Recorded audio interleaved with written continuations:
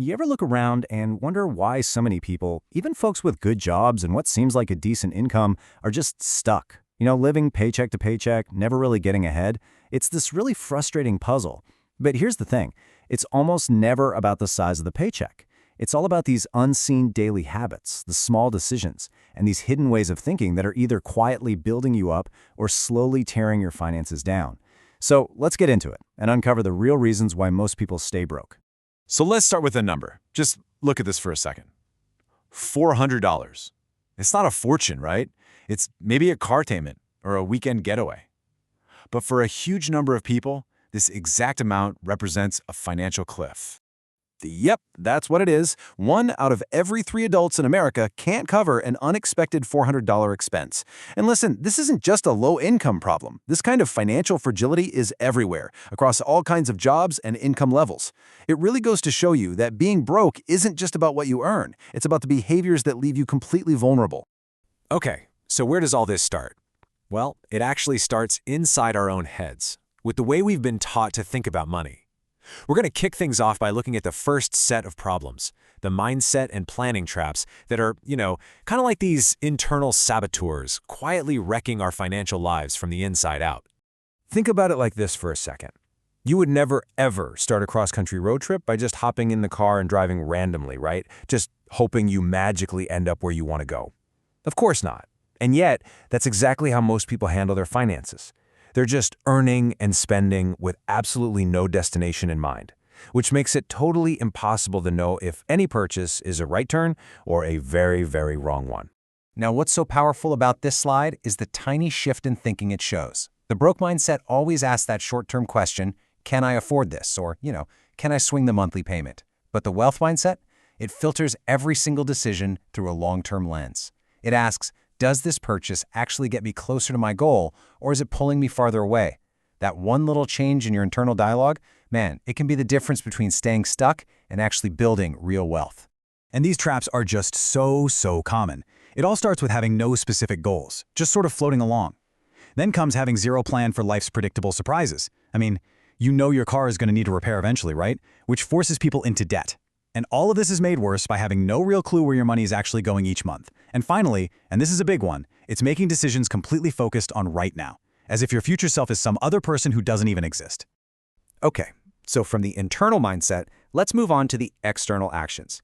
Now we're talking about those small, seemingly harmless daily habits. They're like these tiny, little leaks in your financial boat that over time will absolutely sink your ability to build any kind of wealth.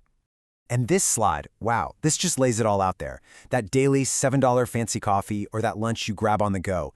It doesn't feel like a big deal in the moment, but just look at how it explodes over time. Over 10 years, that's over $25,000. Money that could have been invested and growing for you. See, it's not the one-time purchase. It's the relentless, unexamined habit that becomes this massive wall between you and your financial goals. Now let's talk about debt, because this is huge. Not all debt is created equal. The wealthy really get this. They know how to use what's called productive debt. You could call it good debt. This is when you borrow money to buy an asset that's going to grow in value or produce income for you, like a rental property. It's a tool that can actually help you build wealth way faster than just saving alone. But then you've got the flip side, destructive debt. And honestly, this is what keeps most people poor.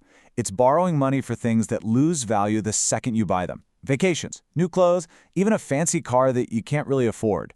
With this stuff, you're not just paying for the item, you're paying a premium in interest for something that is worth less and less every single day.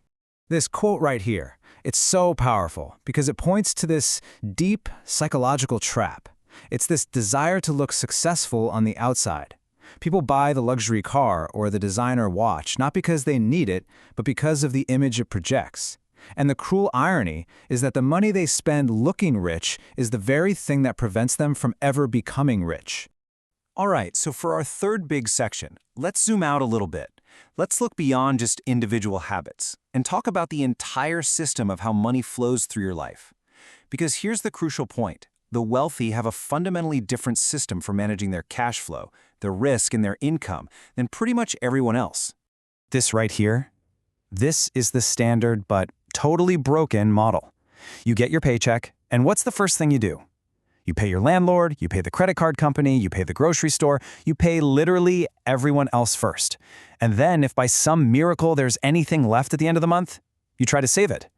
You know what the problem is? There's almost never anything left at the end of the month. The wealthy? They flip this script completely upside down. As soon as money comes in, the very first bill they pay is to their own future, to their savings and their investments. It is not an afterthought, it is priority number one. And only then do they figure out how to live on whatever is left over.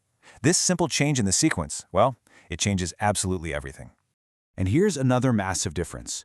Most people are completely dependent on a single source of income, their job, trading their time for money.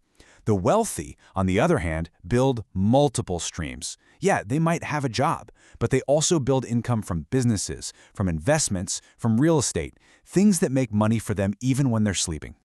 A lot of people are just terrified of investing. They see the stock market and think it's just a big casino. But what they don't see is the quiet, guaranteed risk of doing nothing. Keeping all your money safe in a savings account means you are actively losing purchasing power to inflation every single day. Standing still while the world gets more expensive is its own huge financial risk. Okay, so we've spent a lot of time diagnosing the problems, but here's the good news, the really good news. Every single one of these wealth-destroying behaviors can be changed. So let's pivot from the problems to the solutions. Here is your actionable prescription for real financial health. This is exactly where you start. First, you've got to get a map. Define specific goals with actual deadlines. Second, build that small emergency fund, that $400 or more, so one flat tire doesn't derail your entire life. Third, track every dollar you spend for just 30 days. I promise, you will be shocked where your money is going. Then automate your savings so you pay yourself first without even thinking about it. And finally, create a laser-focused plan to kill off your high-interest destructive debt for good.